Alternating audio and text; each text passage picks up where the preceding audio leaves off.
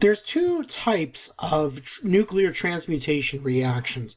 There's fission and then there's fusion. So this video is going to talk about those two types of reactions, fission reactions and fusion. So let's talk about fission first. This is the most common of the two. Nuclear fission is the process by which a heavy nucleus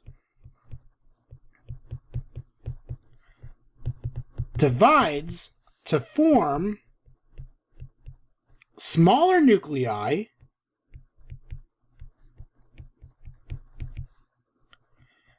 and at least one neutron.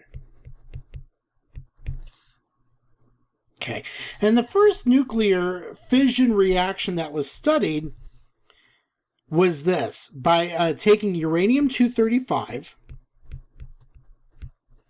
and adding a neutron to the mix. That gave off strontium-90 plus xenon-143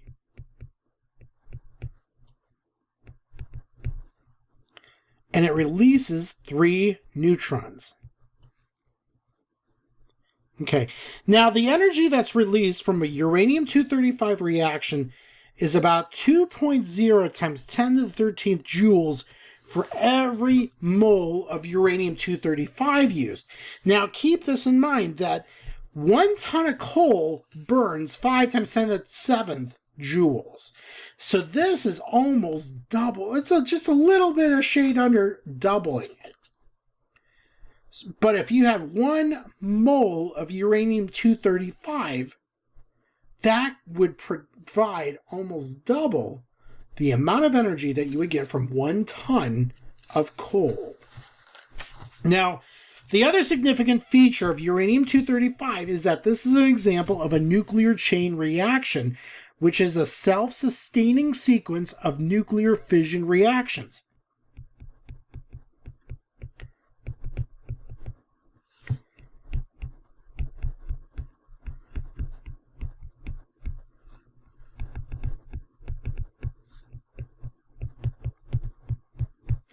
In order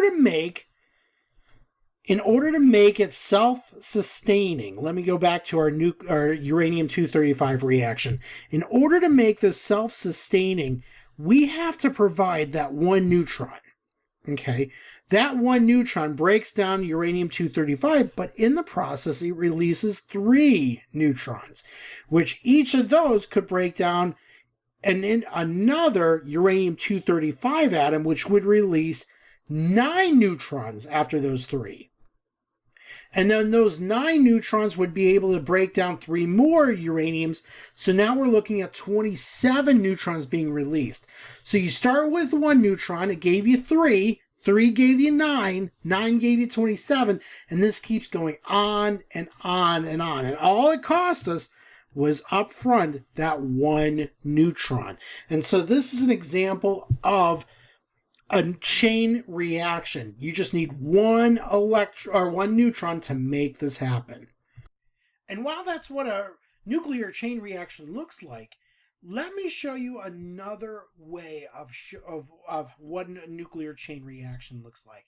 I'm going to show you a clip from one of the best TV shows that I use in class, and this is called Our Friend the Atom. This is actually one of the original Disneyland TV shows back from the 1950s, but this does such a great job of explaining a nuclear chain reaction. The only correction that I have to say up front is keep in mind that I'm saying for every 1 neutron, you're getting 3 out. The movie's going to show you 2, but keep in mind that the movie's showing you 2 because that's how many neutrons the guy can fit into his hand. The year was 1938. The place, Berlin, Germany. The leading character, that strange metal, called uranium. Again, it turned out to be the star of a sensational scientific discovery.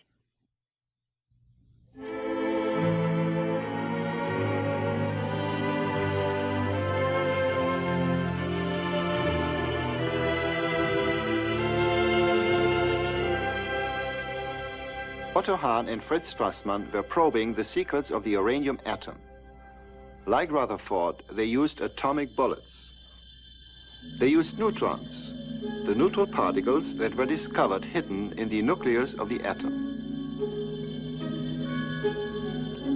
The neutron is an ideal bullet.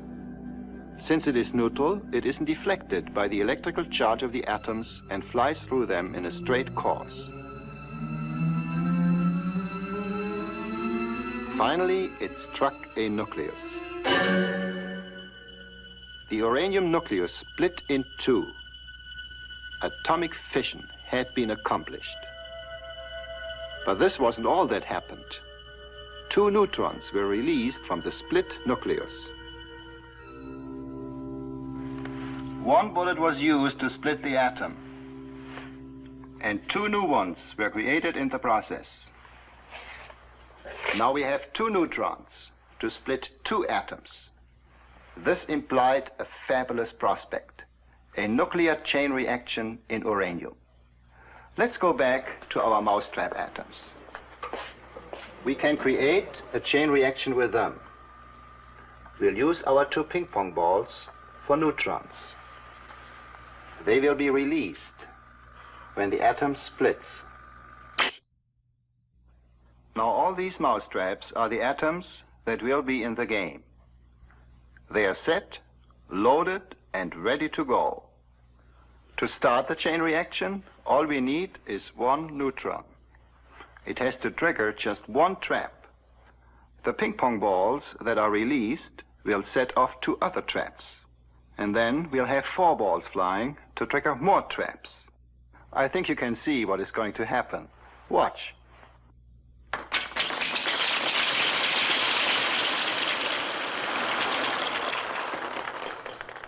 An atomic chain reaction works in exactly the same way.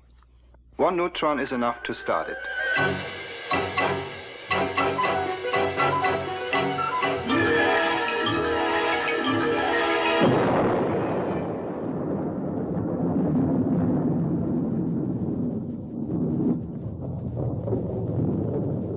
That clip is pretty good because it actually gets us right to the point where we can start talking about how a nuclear weapon is put together.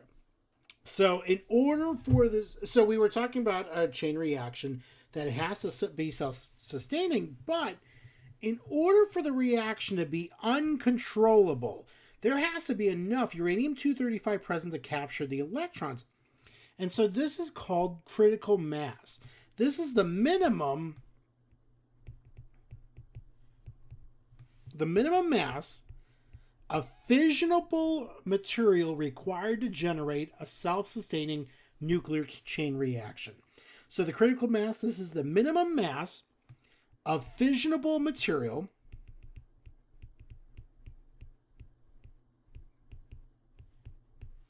required to generate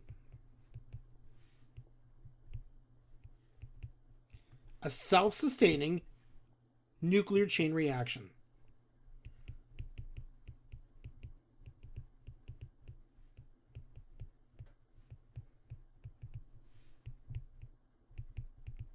And the first application of nuclear fission was the atomic bomb. So the crucial problem was actually determining that critical mass for the problem. And so what happened was that there were two critical, the critical mass was divided into halves. So if you notice in this picture, you've got one part of the critical mass over here. You've got another part of the critical mass. And so what's going on is that you've got a lot of empty space. You've got gas. You've got dampers that are absorbing shock. Basically, you're keeping these two halves away from each other. But what scientists found out was that if you somehow tie one of the halves together with TNT and explode the TNT, what that's going to do is push the subcritical mass into the other subcritical mass, and that way, when you put them together, you got that one neutron that's there, boom, you got the reaction to go.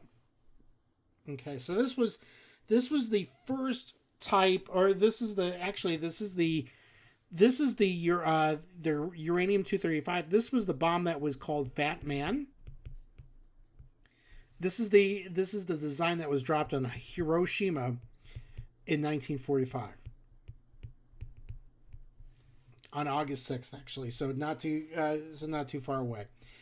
Now, another application is the generation of electricity from heat given off in a controlled nuclear reaction. So keep in mind that this is uncontrolled, and you produce all of that energy all at once. With a nuclear power plant, however, same deal, but you're controlling how much uranium is being exposed at any given time. So that way you can keep the heat, you can keep the energy under control, and it's not a runaway reaction. Okay. Now, and this was my notes, were as of about 2012, and I've actually got to check this now. But this, so nuclear power equates to about 20% of all the electricity used in the U.S. Most nuclear power plants in the U.S. use a light water reactor, and so what that means is that you've got water here that's coming in, okay, and usually this is going to be cool water from some sort of source like a lake or a river, something. So usually nuclear power plants are built close by some sort of water source. Okay, so you have the cold water coming in and going through a series of pumps, through a series of pipes, being pumped into the reactor. We have this reaction going on where you have these control rods that are shielding or exposing so much of the uranium at a certain time. And what happens is that as the water is going through the system, okay, as the water is going through and going out, this water becomes heated up as it's going through the system. And eventually, as it goes back into the main area, it's letting off steam. Okay. And as that steam is being released, then that steam is actually being pushed through another set of pipes to go turn the turbines. And then once that steam is done, it's actually recondensed back as water, as liquid, and then it's pushed out into the environment. And so this is pretty much what the nuclear power plants in the U.S. look like. Now, there are heavy water reactors, like the CANDU system in Canada. Okay, the biggest one that comes to mind, it's now offline, but the biggest CANDU reaction is in Pickerington, which is right off the Lake Ontario, Toronto area. Now, the heavy water reactors, so instead of using just normal water, the CANDU and the heavy water reactors are using deuterated water. Okay, so they're using D2O. So you just replace the water, the H with D, and you have deuterium water. Now, this is cleaner. These reactions are cleaner because there's no waste that's actually going into the environment. The D2O eventually breaks down to form normal water, and you're good to go. Now, there are hazards to using nuclear energy. Okay. For instance, you have dangerous byproducts like strontium-90. Where do you put that stuff? Where do you put the byproducts from nuclear reactions? Well, the way that we deal with it in Toledo is that we've got an area that's right off of the Ohio Turnpike that we can store that stuff right underground. Okay, so unfortunately, this is one of the biggest problems in using nuclear reactions or nuclear power in the U.S. We have no place to store the waste. And we have plenty of ideas of how to get rid of the waste. Like some thought, well, we'll just put it on a shuttle and blast it off into space, so that way it's not on the Earth anymore. Some people have and the one that's taken the most traction is that people are thinking about going to Yucca Mountain in the Rockies and basically digging underground and creating a storage area, for storage facility for all the nuclear waste for the entire country. Now, not only that, we have dangerous byproducts and we have no place to store it. Okay, we have also have major accidents using nuclear power. The three that come to mind: 3 Mile Island, which happened in the U.S. in 1979. That out of the three, this is the tamest of the three. But Chernobyl in 1986 and Fukushima that happened in Japan in 2011. We are still learning about the results of the Fukushima spill, of the Fukushima accident. And to be honest, we're not going to know long-term effects of Fukushima for years. We're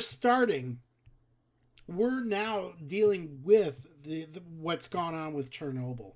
In fact, if anyone has seen the HBO miniseries on Chernobyl, it is excellent.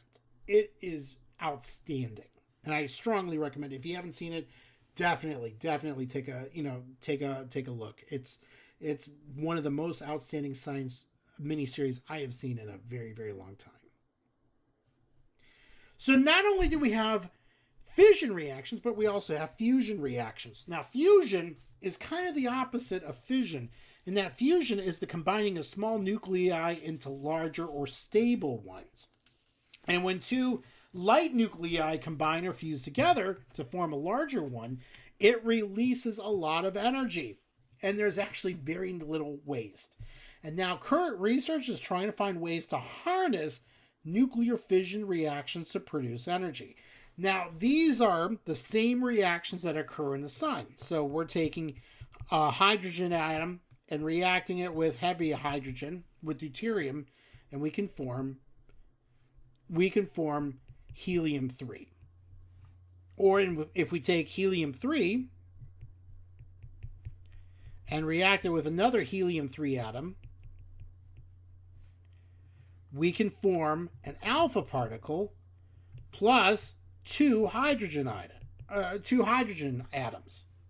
And then we can take those hydrogen atoms and they can come together to form heavy or deuterium, and it releases a beta particle. Okay, but even though it's producing helium-3 goes into the second process. So that helium is really just an intermediate to form two hydrogen atoms, which we use those again to drive this process. Okay, so what's really nice about fusion is that there's very little waste, because the waste or the intermediates are used to drive the next reactions.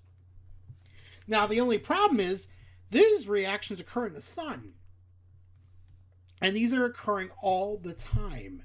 We currently, and this is before December 2016, there is no vessel that can control or hold that kind of reaction, or it can withstand that much heat without melting. Now, these reactions are examples of thermonuclear reactions because they take place at extremely high temperatures. Now, that also being said, this in the 1950s and the 1960s, the new set of atomic weapons are thermonuclear reactions. So these are pretty much the reactions that we're seeing in thermonuclear devices. Now, the benefits of using fusion is that the fuel is really cheap. I mean, there's hydrogens all over the place. That's not a problem. It's almost inexhaustible because, if we run out of hydrogen on Earth, we can go to the moon and start, taking hydrogen there. It produces very little radioactive waste, so we don't have to worry about storage. Turning off a fusion reactor would completely shut down instantly. Okay. Now, the disadvantages is that reactions occur at extremely high temperatures, so we're talking about 100 million degrees centigrade. We can't find a way to hold the nuclei together long enough at the appropriate temperature for fusion to occur, and there isn't a known container yet that can hold plasma without having it cooled.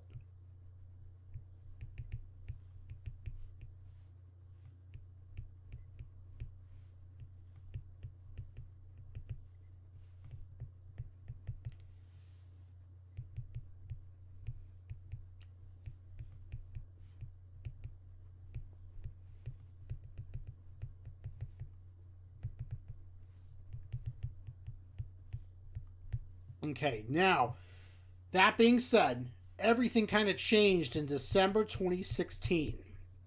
In December 2016, it turns out that a group of scientists figured out how to have a cold fusion reaction or a cold fusion reactor in Germany.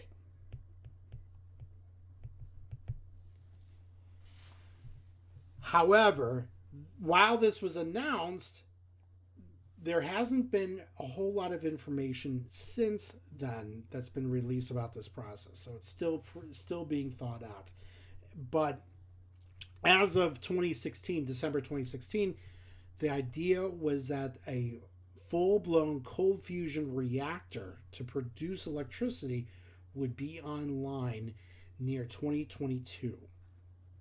So in the next couple years, we should be seeing a lot more information about this reactor, this prototype reactor that's been developed in Germany.